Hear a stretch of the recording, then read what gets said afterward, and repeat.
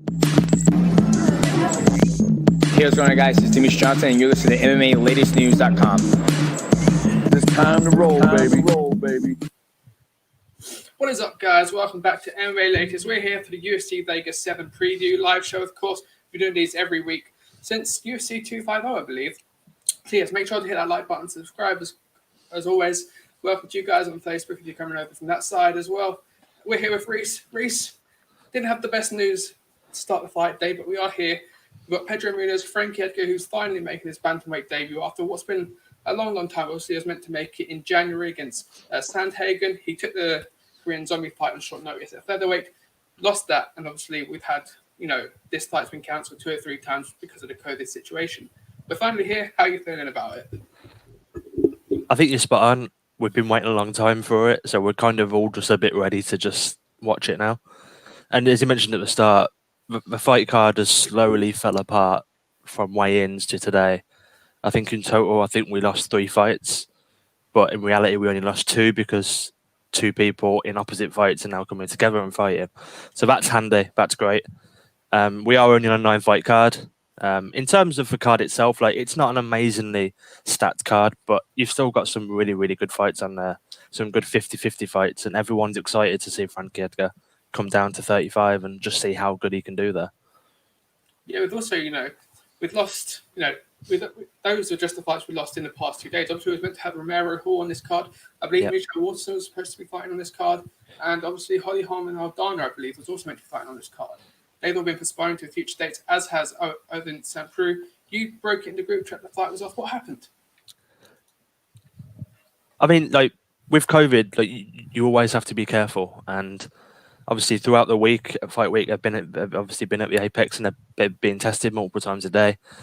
And from what I saw online and from what I've been hearing is that he had a few negative tests, he had a few positive tests. So the decision was kind of taken by the UFC and all the medical personnel that it was just for safety precautions, best just to remove him. Despite how I think St. Preux's team actually were saying that it maybe should have been withdrew sooner. So potentially there could have been another fight for Alonso, but it wasn't to be the case. And it's a shame because, after his failed move up to heavyweight, he come back down to light heavyweight. Everyone was kind of excited to see it. And, it's against someone like Mennefield as well, who's just so explosive. It would have been such a great fight. But I think it's been rescheduled for the start of September. I think it's one of the first couple of cards in September. So we don't have to wait too long for it. But as we mentioned before, there's been so many fights that have been cancelled so many times, and I'm just hoping this isn't one of them. I'm hoping we can just get it postponed once, and then we can see it again. Yeah, definitely. I believe from what I saw, it's the 5th of September. But we've seen it before. Obviously, as you mentioned, OSP did move up to heavyweight. I didn't actually realise, because obviously this fight was made on short notice as well, that it was a light heavyweight contest. I thought he was sticking to his heavyweight roots. Do you think the fact that he had probably quite a distressing weight cut, I don't know what he was walking around that when the fight, he agreed to the bout, but obviously he had to cut down an extra, 25 pounds as he was from his last fight. And obviously Alonso Mennefield was probably about the same. Do you reckon the fact that he had such a weight cut and such a dieting, probably a strict diet, maybe would have, not helped matters when it comes to the COVID testing and things, where his immune system may be a little bit weakened? Yeah, I think I'd imagine so. I think obviously the fight, as you said, was taken on relatively short notice, so you've got to instantly start that cut down to 205. And I'm not sure about OSP, but you can definitely look at Alonso and you can kind of see how big he is. And I can imagine he walks around north of 250. I'd be very surprised if he was anything less than that. So yeah, and I think it was a question I raised before when I interviewed Sam Alvey a few months back. Was it in terms of weight cut? Was it something that you would have been worried about because of all the COVID stuff? And he just flat out just said, no, it's no different to us. We've been doing it for years. We know how to do it safely. All these social distancing guidelines and all these different rules that are in place now don't really affect any of the weight cuts. But I imagine some of the people that have missed weight, I think it has affected them. We saw Ray Borg, that's been released because of him dropping out of a fight. We saw, I can't remember what his name is now. Eric Spicely. Eric Spicely was another one who got cut as well because of that. So I think it's definitely had an impact, but I don't think it's had as much of an impact as maybe we all thought it would have. Yeah, and definitely. Now they've got to do it all again in 2 weeks' time, which is going to be interesting. Although it won't be as a strict a weight cut, they're going to be, going through it again. And we saw what happened to Tony Ferguson, who made that weight cut initially through his date against Khabib on his own doing, should we say? And then he had to make it 2 weeks later again when the Gaethje fight got confirmed. So it's going to be interesting what happens there. But it's a shame because that fight was, a slow burner really. Two light heavyweights. Obviously, OSP is a huge name. Obviously, recognised for his loss to John Jones and how close he went with John Jones. A win for Menifeld who's come through the Contender Series. That's a great name to have on his resume. Oh yeah, it would have been a superb name to have on your resume, and it kind of hit me today just how many fights Menifield's actually had. I think he's had close or just over the amount of fights that OSP's had, and as you said, OSP's known for, kind of being at the elite of that 205 division for a long time, and he said the fight against John Jones, which he lost, and obviously effectively having a choke named after him in the UFC now, the St. Preux choke, because he's got it that many times. So it would have been a fantastic fight. And because of all the fights that we have had fell through, this was kind of looked at. People were probably more excited for this co-main event between the two of them, and in fact the main event. So it is a shame, but it's 2020. Look at all the stuff we've had go on this year. Do you know what I mean? Yeah, 100%. We have the MMA gods are very cruel, and we have to, we have to get them as sacrifices so we can get, things like Adesanya Costa through the door, and some of the wars we've already had. But move back to the main event. Obviously, we mentioned Pedro Munhoz had a fantastic knockout against Cody Garbrandt, who's then gone on to revitalise his career. He had a decision loss to Aljamain Sterling, who rightfully should be fighting for the title soon. Hopefully, that'll be announced maybe going into that December card. What are you looking here? Obviously, Frankie Edgar, his debut, made the weight cut pretty easy. We've seen the likes of Jose Aldo, who does questions about him making the weight cut to 136 or 135, should I say. What did you make? And was there any comparisons between the Frankie Edgar and the Jose Aldo weight cut that you maybe seen? From the pictures that I saw, it was definitely Aldo who looked the worst of the two.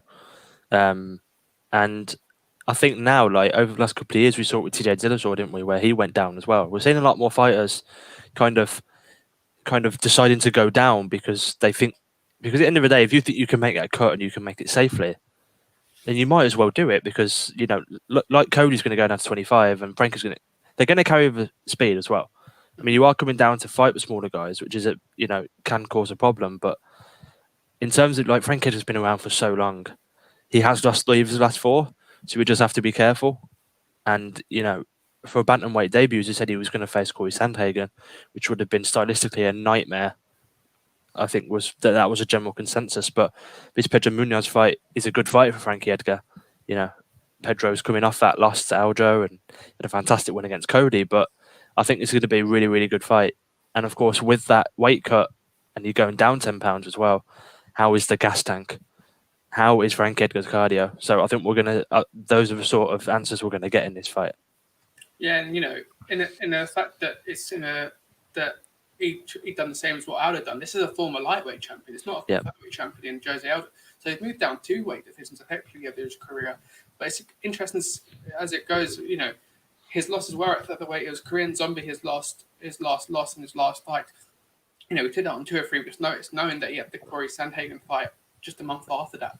So it's very brave of him, especially. And obviously, the reason why he fought that fight was Ortega, and Ortega was the first person to finish him, I believe. And that was a fantastic fight from someone who was uprising, and then he obviously lost to Max Holloway in UFC 240, I believe, for the title, or 241.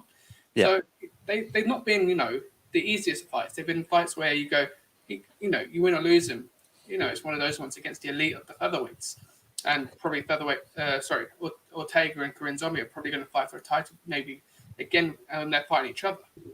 So it's interesting. But Edgar, as you said, this is going to be nicer for him because he's got more of the brawler on his hands rather than Sandhagen, who probably would have taken it to the ground and maybe would have made it more of an unfair contest. So for Edgar, it could be a blessing in disguise, but he must be, chomping at the bit to finally make his bantamweight debut. Yeah. Because the fight's been cancelled so many times, just like as I said, the fans are. We're all excited to just finally get in there, and we're still not through the worst of it because you saw a couple of weeks back with I can't remember who it was, but someone fainted, didn't they, on their way to the octagon? Trevin Giles, that was it, yeah.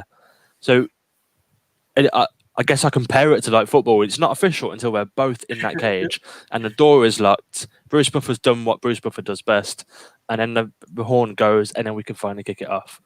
But Frankie Edgar's been waiting for this, and he's been talking about this for a good 18 months now. So I think him more than anyone, he just wants to get in there and get it done. Definitely. Well, have a quick look at the tail of the tape. Of course, 18-4 for Munhoz, 22-8-1 for Edgar. You know, he's got the experience on his side, both the same height. You know, he's got the longer reach as well in both the hand reach or the arm reach and the leg reach. Is that what you're looking at really to, you know, almost edge the fight towards Edgar here? That extra, 3.5 inches in reach? I think so. I think, as you mentioned, with Munhoz being a sort of brawler sort of type fighter, and having that having the tendency to stand and bang, maybe that 3.5 inch reach advantage will come in handy. Maybe, I think for me, I think Frankie's has to use that jab. He has to use that jab to set up, whether that be to set up other shots or even whether that just to damage the face, because we all know how effective that jab is, especially if you constantly do it. So I think he's got to use his jab to get in there. And, you know, like Frankie has been in UFC now for like 13 years. He's experienced it all. He's faced everybody. He's not going to walk into that cage tonight and come up against something he's never faced before. So it's up to him to use all of his experience over the years to get the best out of the fight for him, and then just go and put on a display, because the bantamweight division at the minute, it's booming. It really is. And it's not the sort of division that you can kind of just hop straight into. As you said with Aljo, he's fighting for the title, or should be anyway. And you've got so many contenders there. So he needs to win tonight, and he needs to win, and he needs to look good doing it as well, because otherwise I don't think he's going to have a hope. Yeah. You know, there's some question marks over him. The fact, you know, the fact that it's been 8 months since he last fought. But you know, that Korean Zombie loss was quite a devastating one. You know, he took some unnecessary strikes there, but he took a lot of damage in what was a very short fight. He went 5 rounds with Holloway. Didn't look too dangerous there. He took a lot of damage from Holloway, who, you know, he doesn't have the knockout power, but he can hit you 500 times over 25 minutes. It's ridiculous to cardio press, and obviously he got finished by Ortega. So how many question marks are there towards the chin? Obviously, he dropped that 10 pounds. You know, that could have a detrimental effect onto the strength and the durability of him inside the octagon. Yeah, I think it will. I think we saw when, in terms of Munhoz, when he fought Cody, you know, everyone was kind of questioning Cody's shin a little bit because of the TJ fights, and that proved to be true. And, you know, Pedro landed a really good shot on him. So Frankie does have to be careful. As you said, he'd never been finished before until Ortega finished him, and with a Korean Zombie one. And like, Frankie has been through so many wars. You know, you look at the 2 with Gray Maynard as some of the best fights of all time. So with the age that he's at, and him moving down with the cardio and stuff like that, I think there's going to be big questions of just how much Frankie Edgar has left. Yeah, you know, you mentioned obviously the bantamweight rankings here. You know, there's absolute killers in there. Pedro Munhoz is 5th in there, so a win for Frankie Edgar, put him right in there, the top 5. Obviously, Sandhagen and Moraes are fighting. Cody Garbrandt's fighting for the flyweight title. So there's matchups there that, you know, are taken for him. But you can see him maybe, you know, with a Jose Aldo or someone like that. And, you know, two wins in a row for Frankie Edgar, should he win tonight, would put him in line for maybe a title shot, perhaps. Yeah, and that's why I mentioned that he has to win. He has to win good as well, because with a massive win, as you said, like, effectively, like logic would prevail that if he beats Pedro, he takes Pedro's spot in that 5th spot. And then, as you said, Cody's fighting for the title, down at 25, and Sterling should be fighting for the title. So he's got options. And I think in the same case of what happened with Aldo as well, is, and the same with John Jones as well, like, they've been in that division for so long. Obviously, Frankie was up at lightweight as well. But they've gone through everyone in that division, not in terms of beating them, but just in terms of facing them. So now it's going down. He's going down a weight class, and he's got a hell of a lot of new faces and a lot of young killers as well down there. So he's got to be careful. But we all know what Frank Edgar's about. We all know what he's going to come in and do. It's just a case of if he can actually do it. Yeah, it must be, you know, it must be nerve-wracking, you know, being a featherweight. You look up at the lightweights, you've got Khabib, Justin Gaethje, Tony Ferguson, Dustin Poirier, Conor, of course. Then you look down and you think, oh, maybe I just go to bantamweight instead. And you've got Petr Yan, you've got Aljamain Sterling, you've got Cody Garbrandt, TJ Dillashaw's coming back in 6 months. You can't win either way you go. And even at featherweight, you've got Volkanovski, Holloway, Korean Zombie, Yair Rodriguez. You know, there's a real shark tank in that area there. as you said, like I think the thing we saw over the last few years in UFC is, I think we always used to have a select few divisions that used to be so good, but now I think you can look at every division. You can look at the top 10, top 5, maybe in some divisions, and they're all just so elite in those divisions. So, as you, like with Frankie, do you move up? Do you move down? It's kind of the best of a bad bunch. You've got two divisions that just in, as you said, with killers. Which one do you think, as a fighter and your style, do you think you're going to stand more of a chance of? He chose bantamweight. I think he said this week in an interview that he's always kind of saw himself as a bantamweight, but he just never did it because of the weight cut and stuff like that. So now's his chance to shine. Now's his chance to kind of prove that he can do it on a big stage again, because I think that's, especially in the fights against, ever since your Ortega loss, everyone has been kind of questioning Frank Edgar, like, can he do it on the big stage? And obviously this isn't a big stage, but if he wins this one, then he's on to another big fight.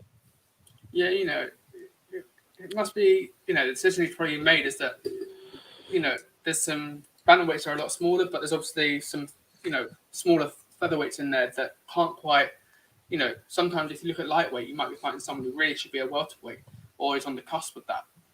And same with featherweight, you might be looking up and you're going, I'm fighting fighters that are 155, 156 going into the cage.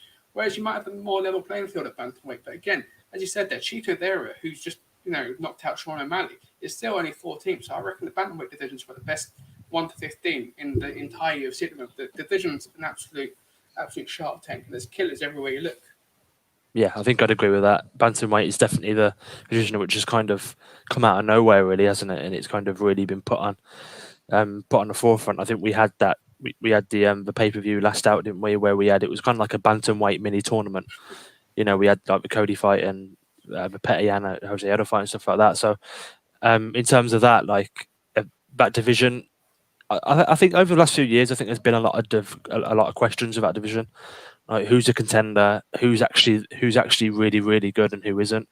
But I think now we've got a definitive top 15, as you said, and on any given day, anyone could beat anyone. But at the minute, they're all chasing Petty Yan, who, from like going into that Jose Aldo fight, I was kind of edged maybe towards Aldo just purely because of the experience and everything he's been through. But Petty Yan destroyed Jose Aldo, and Petty Yan just seems on a different level right now. So I'm hoping that we don't have the same sort of scenarios we have with the women's game, where you've got a division and all the fighters downwards from a champion.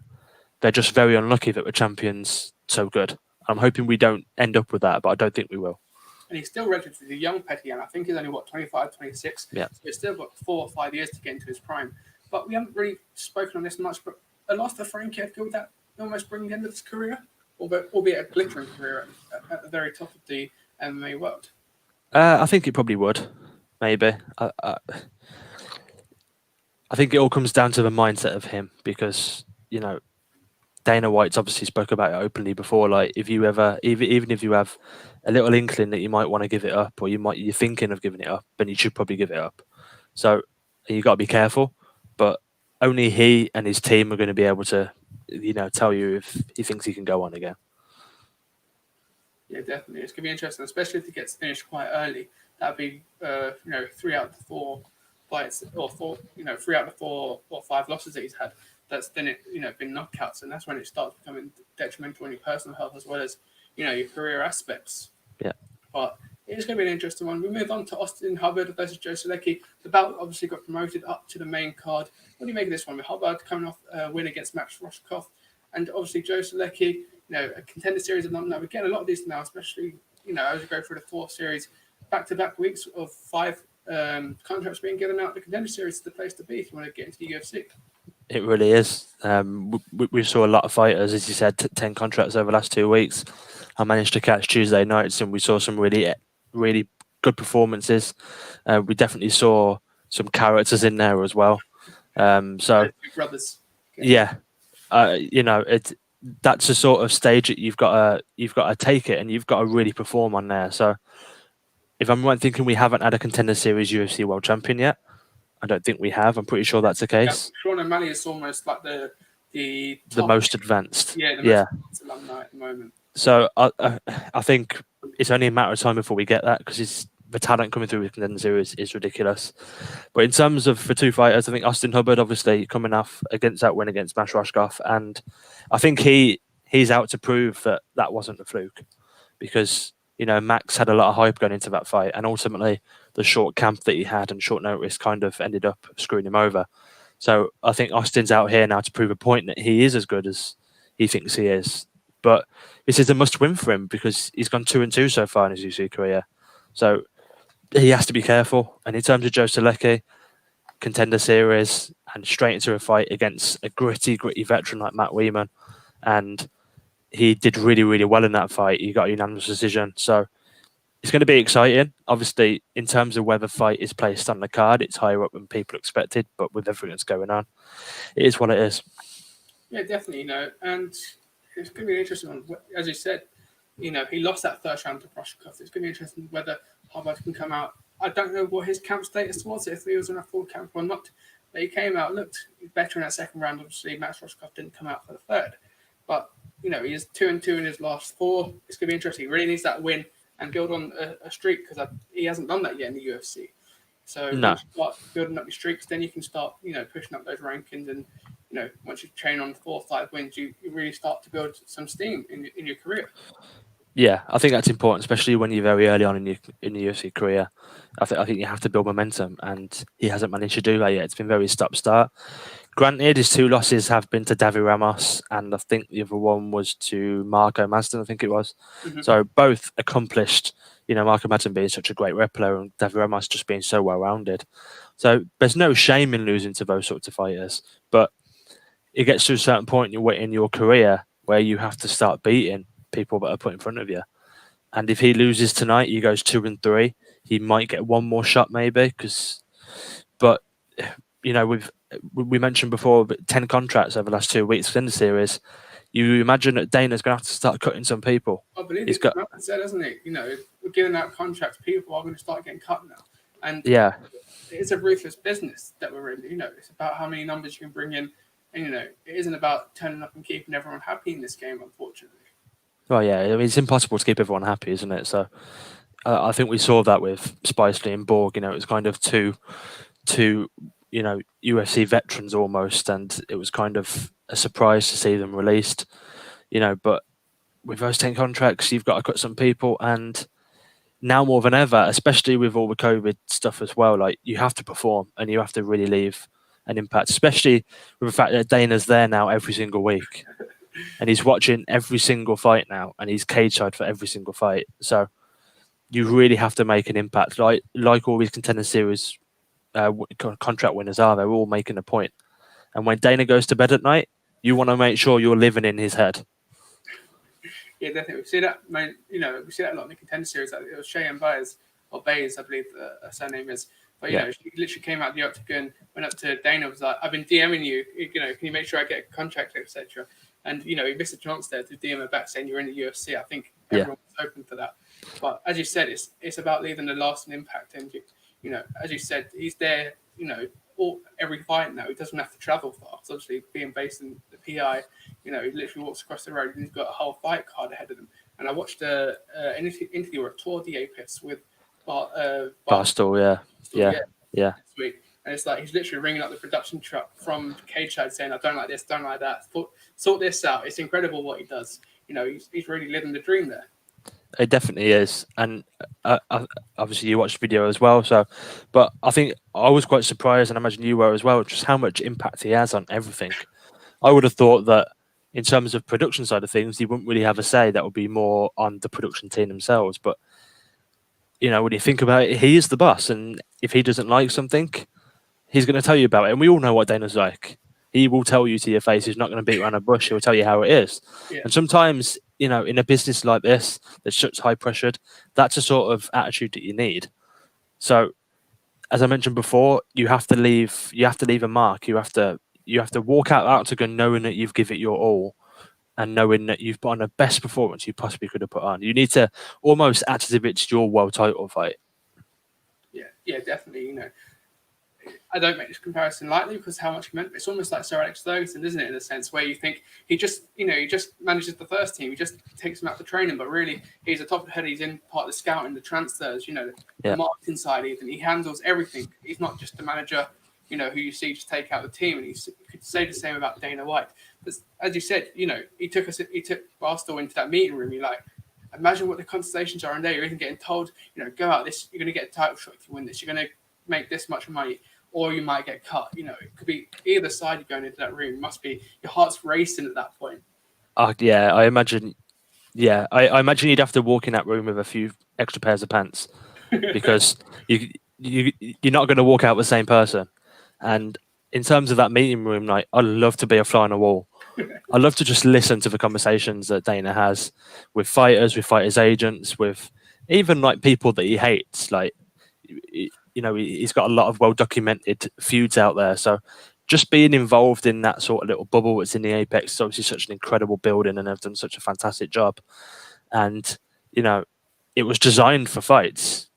And although it wasn't designed for this many fights, it was designed. This was the whole reason of it. So it's great to see it all coming together. And, you look back at ever since this started back in March, and we've effectively had a week. We've effectively had an event every single week. I think on 2 occasions, I think we've had 3 events in a week. Mm-hmm. So there's no other sport like that out there. So we've got to give credit to UFC and Dana White. And like you mentioned with Sir Alex Ferguson, he's the heart and soul of the place. And you take out Dana White out of the UFC, and I think that company, obviously, it will still thrive because of the money that's behind it. But you take Dana White out, and you're looking at a lot of problems. Yeah, 100%. And as you mentioned there, it shows how far the UFC are ahead of the fact that they have their own institute where fighters can turn up, get all the nutritional advice they want. They can train and get selected, training plans to them. But, you walk into the Apex and you've got all the champions on the walls. You go down another corridor, you've got all the Ultimate Fighter jerseys there. If you're walking there as a fighter making your professional debut or fighting to the Contender Series, you see all that. And even the belts that they have in the main room. You walk into that and you start dreaming that, that's going to be me one day. And how the pressure is, that probably makes some fighters. It also makes some fights crack really under the pressure. Yeah. Once again, we go back to the mindset of a fighter, don't we? For me, like walking in and seeing that sort. Obviously, we saw it on a video, so we can only see what it's like from like a computer screen or a phone screen or whatever. But when you're there in person, I can imagine it's so super surreal to just see history across all the walls. And I think one of the walls as you enter, you've got the UFC 25-year anniversary canvas. Yeah. The actual physical canvas that was on the octagon is on the wall, and this is the only sort of stuff that you see with the UFC. Like they're so proud of their history, and rightly so. We've been doing this UFC wise for so many years now, and we're only getting better. And I think that's important. And I think in 5-10 years' time, when you look back at this sort of COVID era, you're going to look back at these events and you're going to really, really be happy that we've managed to still get through the other end of this. And for me, when all this started and, Dana said he was going to keep fighting, I was a bit worried that we're going to see some of the smaller fights. We're not going to see these big fighters, but some of the fights we saw throughout this period have just been absolutely incredible. Yeah, obviously he came out, saying he was going to be the first back, putting on the best fights. And that did come to a lot of criticism. You're almost thinking, are you being, a bit greedy, a bit selfish here, not putting, the health of fighters at risk? But he's done all the testing. And, we've seen tonight Katie Taylor and, Dillian White fighting, the biggest fighters in boxing. The fight camp was very much influenced. And we see what Eddie Hearn's done is influenced by what Dana White's done with the UFC. It transcends other sports. It's incredible, and we've had I believe every division other than maybe light heavyweight and lightweight at the moment has defended their belt at least once. Yeah, it's been ridiculous to keep such a high level of consistency of quality of fights as well. And obviously Fight Island was kind of the marquee of this era, and that's been and gone now, and it was fantastic. And as you said with Eddie Hearn and everyone at Matchroom Boxing, like watching the fight camp over the last 4 weeks, everything from the production to the setup there. Yeah, but even the karaoke and the cricket tournament or whatever they had, like everything has just been done so well, and all that come from Dana White. you saw interviews with Dana saying that I've had so many governing bodies of sports and individual people come and ask me, how do you do it, Dana? How do you do it? And, Dana's got this massive 40-odd page document that was submitted to, the relevant people. So with Fight Camp, like Fight Island, yeah. And I think we're seeing that now with Bellator, aren't we? In like their own little bubble. BT Sport with the boxing have got their own little bubble as well. You've got the NBA that have got their own little bubble. Everyone's got their little bubble, and everyone is right in there. But that's the great thing about sport and everyone pulling together, because we can actually, because obviously for us, like, sport gets us through life a lot of the time. So to be able for sport to keep on going throughout all this is a blessing, really. And I think that was another thing that came up in the Barstool interview. Obviously, I believe it was the first one in Jackson that was saying they mentioned COVID in like the first 3 minutes. They're like, cut that out. This is not, we want this to be somewhere people are thinking about that sort of thing, because it is a very serious thing. As you said, sport is, for a lot of us, an escapism from reality. And, he wanted to make that as smooth as possible for the audience, more than so for the fighters, really, in the production side. Yeah, it was definitely kind of like a release, weren't it, from the world? Everyone wanted to kind of just take a step back and just enjoy some fights because I think we all kind of took for granted what we had, events every single week. You look at Bellator, and they have events sporadically throughout the year, whereas obviously UFC have an event pretty much every single week of the year. And I think when it all stopped and we had like I think it was like a 6, 7, 8 week break, we all kind of took it for granted, and we were all we were all very impatient. I know I was, to get some fights back. So I think it's great what's been done, and I think it also opens up a lot of avenues for the future as well. Like, I think in terms of Fight Camp, I think it was mentioned that they were potentially looking at doing it again, and obviously Dana's going back to Fight Island before the end of the year. So I think once you put your foot in the door and you've got a successful formula, so to say, it'd be stupid to not go back there and try it out again. Definitely, and it's, he was saying that the UFC Apex was only done a month or 2 ago, especially with the gym being opened up. So it's incredible work and incredible timing for him. But we move back to the fight. It's obviously, we've got Maria Ajapova versus Shayna Dobson. Ajapova made a debut against Hannah Cifers, and she got a very good win. She's got a former Invicta fighter. I believe she was an Invicta champion as well, but don't quote me on that one. She's coming into this one with a lot of hype for herself. 9-1, as I said. It's an incredible bout for her, and she should probably be looking to get a good finish in this one. What do you reckon? Yeah, I think she will. I think obviously she fought another Contender Series, Alan. I feel like we're talking about so many Contender Series fighters especially over the last couple of years, but she fought in a Contender Series. She lost to Tracy Cortez, and she's had the perfect response. She's gone away, as you said. She went away to Invicta, and she got 2 first-round finishes in Invicta, and now she come back, got the chance again, and then she submitted Hannah Cifers, who is no joke whatsoever. So I think she's going to have to really put on a performance. I think it's going to be an interesting fight. I mean, Shayna does have a negative record. She's 3-4. She's lost the last 3. To be honest, she hasn't won since she officially has been on a UFC contract. She's lost all 3. She won on the Ultimate Fighter. Yeah, so she has to win this fight. If she doesn't win this fight, I imagine she'd be cut. But this is, I think the other day I watched back the Agapova and Cifers fight, and Agapova was relentless. She was constantly moving forward, landing shots to the body, knees, kicks, everything. And Hannah Cifers was she kind of just stood there almost and just took it because she didn't know what to do. So she's got to continue with that sort of intensity and pressure. And if she does do that, I think it's going to be an easy night for Agapova. Definitely. As you look down this 9-fight card now, some of the fights are, I think the first fight's almost done. Is there any sort of bouts that you're looking at going, that's almost one to watch, really? I don't think there's one that massively stands out, but I think one that I'm definitely interested in is Daniel Rodriguez versus Dwight Grant, just purely because they were obviously both scheduled to face different people. So I think for the last couple I've been trying to put myself in that situation of if you're one of those fighters and you've been told your opponent's dropped out, you think you're probably going home, and then all of a sudden you're like, oh, actually, you're going to fight this guy. Wait, who's that guy? So you've all of a sudden you've just got to prepare for, and you don't know really what you're preparing for. Yeah, you literally go on YouTube, you and your coaches, and you watch whatever footage is on there, if there's any on there at all. So that's a fight I'm definitely looking forward to because, I mean, I think it's either going to be a firefight, and they're both going to go in there with, well, I don't know anything about you, you don't know anything about me. Let's just go in and let's just have a good fight. Or it's going to be a chess match, and no one's going to throw anything, and it's going to be uneventful. I'm hoping for the first one, but that's the sort of fight that I look at, and especially with what happened over the last few days of it, I think that's the one I'm looking forward to most. And Dwight Grant, he's on a 2-fight win streak. He just come off a win against Alan Jaban as well, so he's on a big streak. So for me, that's the one I'm looking forward to the most on the main card outside of the main event. Definitely. And before we wrap up here, let's get a prediction for the main event. Then going Munhoz or Edgar to get his bantamweight debut win. I am going to go with Pedro Munhoz.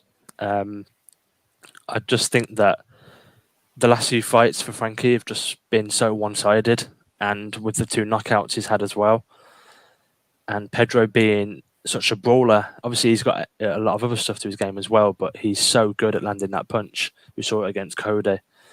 I just think that Pedro is going to land, and I don't necessarily think he's going to knock him out cleanly, but I think we could see a TKO.